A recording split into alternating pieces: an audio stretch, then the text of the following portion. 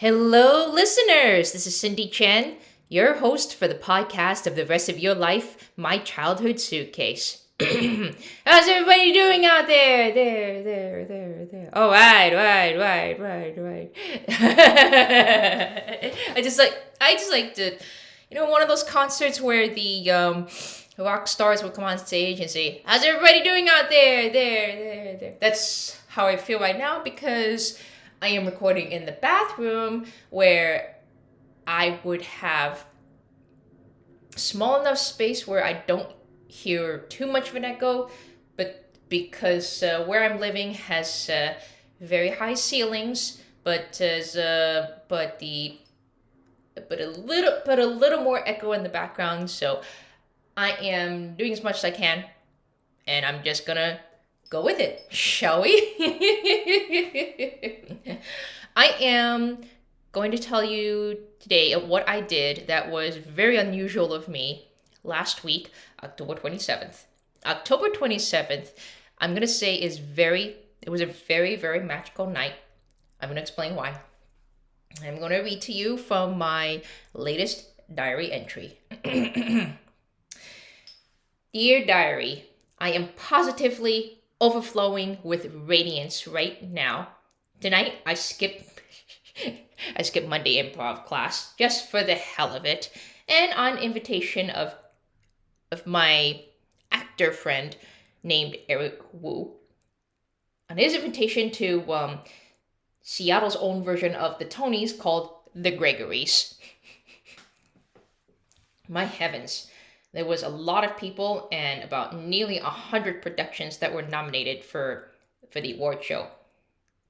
I went in, I found a parking spot after about 10-15 minutes of searching for it, and I eventually found it about a couple of blocks away.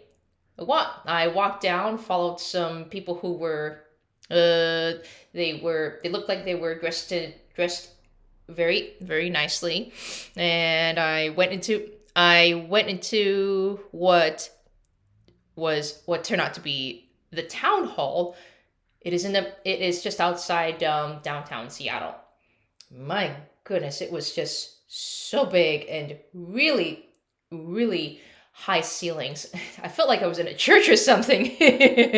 Of course, I've never really been in a town hall before, so what do I know? I'm going to read. I'm going to continue reading. Though unsure what the hell I was doing there, and I felt a little bit undressed because there were a lot of people wearing dresses and suits and heaven knows what. and all I had on me was a orange and black Halloween dress, and it was a little like I said, I felt a little bit undressed and a bit insecure. Just for a moment, I decided to process that little feeling of doubt and reframe it as an opportunity to look my best, lean in to my confidence in my cutest Halloween dress. I was getting my bearings about me with my bag of black and blue cheeseburger with French fries and phone in hand, because I was a little overwhelmed by a lot of people. And let me explain. I don't usually go to award shows because I don't really know that much people, and although I'm a social butterfly, I can only focus on maybe 5-10 people at a time. So it's usually I find it a bit hard to focus on almost everybody at the same time, and there was a lot of people, but I was really pleasantly surprised at all of the surprises that presented to me. Imagine my surprise when I bumped into my co-star from The Odd Couple, Artie, who played Sylvie along with me, and her husband in the crowd. Yeah, as it turns out, that show of hers called The House of Joy was nominated for 11 Gregory Awards. I do remember her mentioning it, but I was pleasantly surprised to have heard that her show's got that many honors. And imagine her own surprise when we bumped into each other as she came out of the bathroom. We had little time to catch up before we had to go into the Great Hall for the ceremony. Throughout the night, the House of Joy swept about 7 of the 11 awards, so they're gonna need another broom for that. I was so happy and proud of Artie that I jumped for joy and whoop whoop as I saw her and the whole cast come on stage to accept. I think it was either outstanding performance of a play or was it musical. Anyway, if you are curious, if you're curious whether you're a local Seattleite or not from Seattle, please check out the Gregory Awards that is sponsored by the Theater Puget Sound, or excuse me, tps.org. You will have to excuse me because my voice is not up to par because I don't know what's going on, but this usually happens to me every time there's a change in weather. Whenever there's a change in weather, I get a little tickle in my throat and I end up coughing. And I'm keeping my bottle of water next to me, so I'm going I'm going to plan to talk a little less today as to save my voice. Anyway, my goodness, as we got into the Great Hall, it was just really magical. There was a lot of people I am not familiar with and a lot of theaters that I'm not familiar with. This definitely goes to show that how very out of the loop I had been. But you know what? Eric Wu definitely had a good reason to invite me because it definitely gave me a great opportunity to familiarize myself and what the Gregory Awards is looking for. And I only just found out that until recently, the Gregory Awards only focused on the big name theaters like the Fifth Avenue Theater and the Paramount Theater. And for those of you who are not from Seattle, please look up the name of the theaters I just mentioned, and you'll know what I'm talking about. But for you Seattleites, yes, you should definitely know what I am talking about. So anyway, I didn't know that I knew that the Gregory Awards, I always knew that they were a bit exclusive. But then I realized that it was the 25th annual Gregory Awards. I realized that even they decided to include smaller theaters called the Fringe Theater. Let's say like Reboot Theater and Theater off Jackson, and maybe just maybe recently, hopefully Heartbreak Theater. Now, of course, Heartbreak Theater didn't get any recognition, but I'm just really happy that they finally decided to include smaller theaters, all the other theaters I've never really heard of. Anyway, it just makes me really happy to know that even the smaller name theaters can actually be recognized. It's the matter of not being so snobbish and not so very cliquish or elitist. But I think they just want to be sure that no theater is left behind. No theater or even a show is left in the dust. And I would like to say and Woodland Players, which is another another theater that is featured up in Shoreline. I think it's up by Shoreline Community College. But yeah, please look this up. Anyway, back to the diary entry. As I was finding my seat along with Artie and her husband Powell, guess who else was at the Gregory Awards tonight? Mm-hmm. I bumped into my old high school drama teacher, Mr. Ruben Van Kempen, affectionately called VK, as we know him.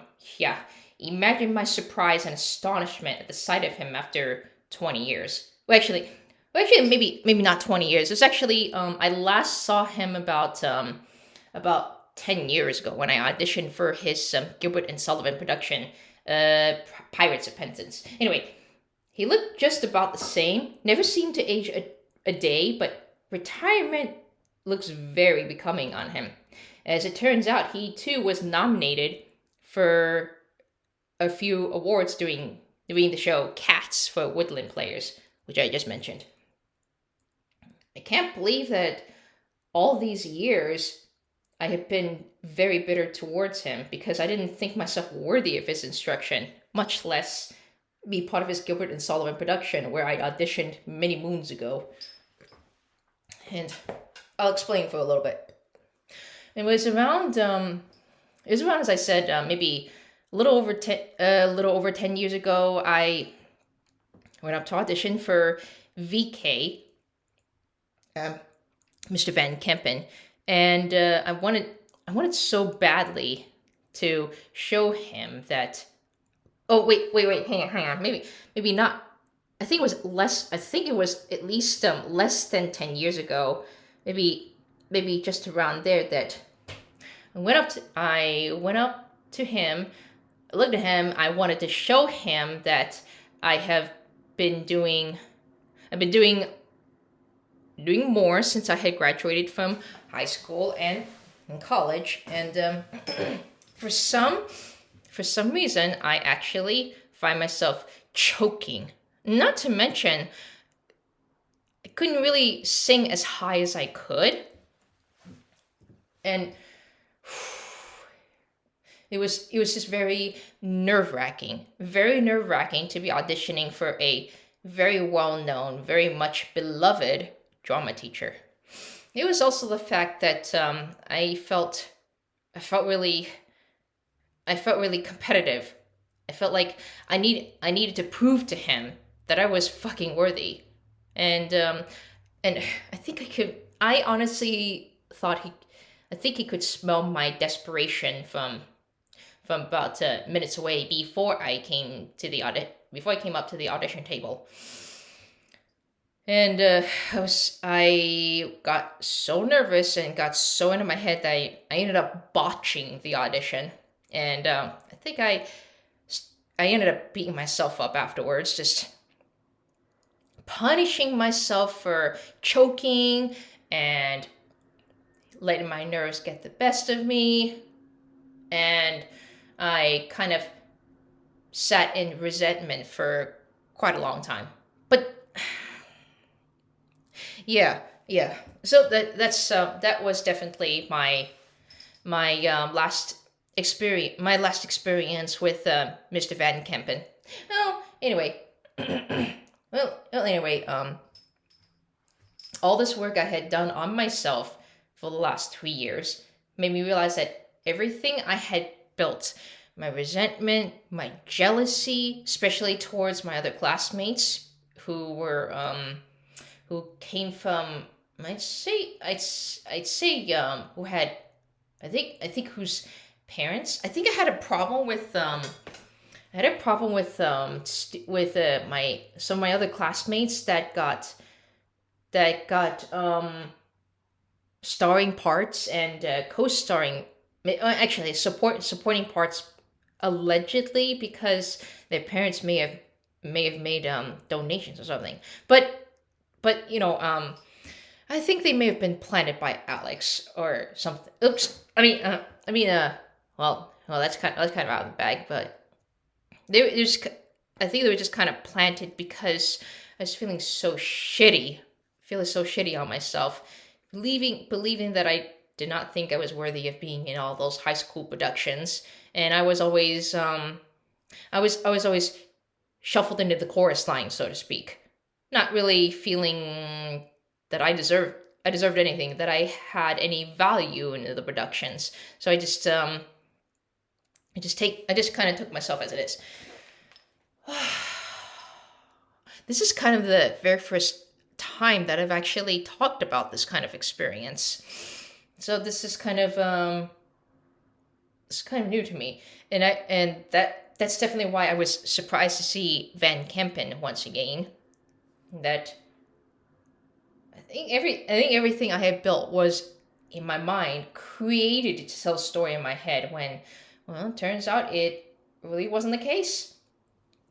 So anyway, we went into intermission for the awards. Went into the lobby to get myself something to drink.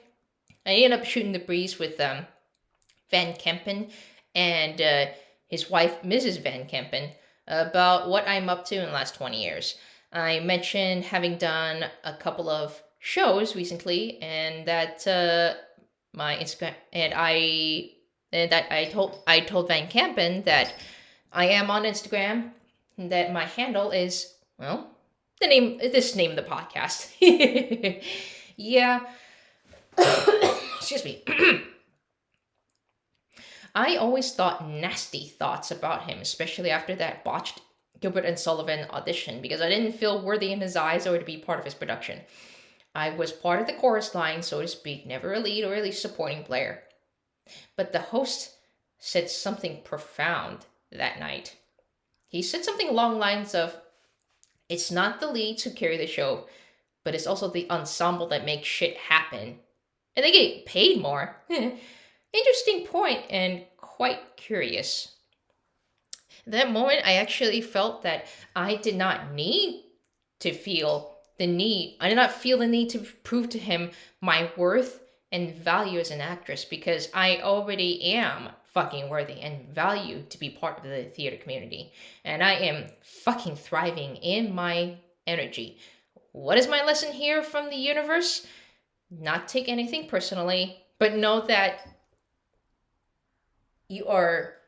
but to know your own worth. And I'm so fucking glad that I went to the awards, because it was actually one of my inspired actions that I never done before. Let me explain briefly. Inspired action is basically doing something that fucking scares you. Yep. Something that you've never done before, like coming up on stage for the first time and singing a bit of karaoke. Of course I'm fucking scared to sing, but I always bring the house down. And another thing that I had actually done recently was writing a poem. This was writing a poem, which was shortly after I recorded my last episode. And it goes something like this, called Unleashed. Fire up my laptop, turn on my microphone, open up the music app for which I record myself for my podcast.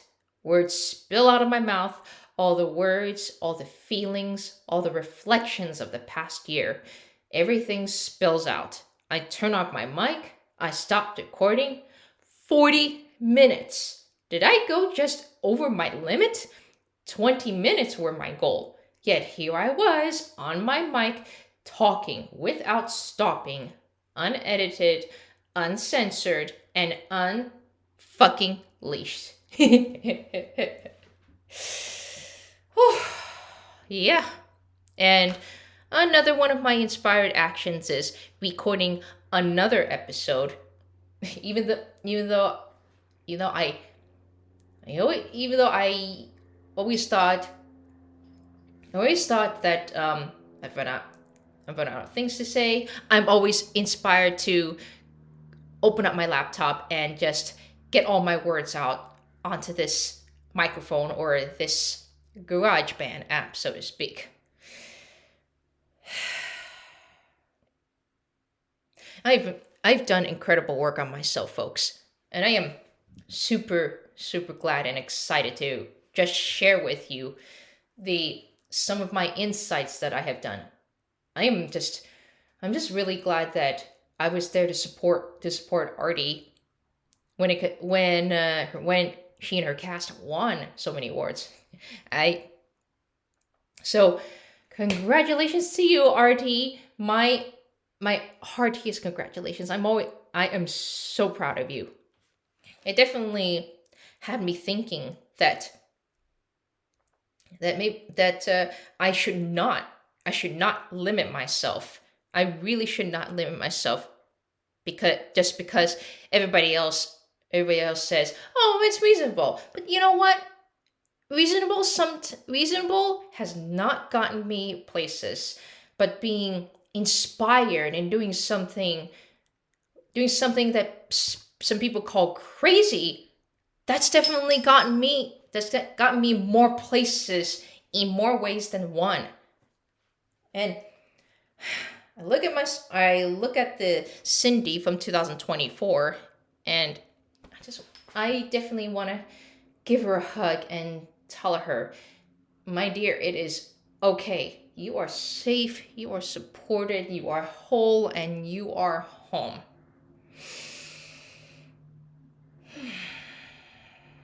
I'm just really beaming with joy and overflowing with abundance right now.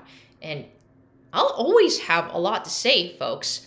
And I'll always leave you with these lessons that I have learned from from going to that award show. It's just that whatever story that you have built in your head, take a moment to yourself, take a deep breath, write it out if you have to, and then maybe crumble it up and throw it away. And just go on about your day. Do everything that you love. And remember, folks, I hear you and I see you. Love you guys. Mwah.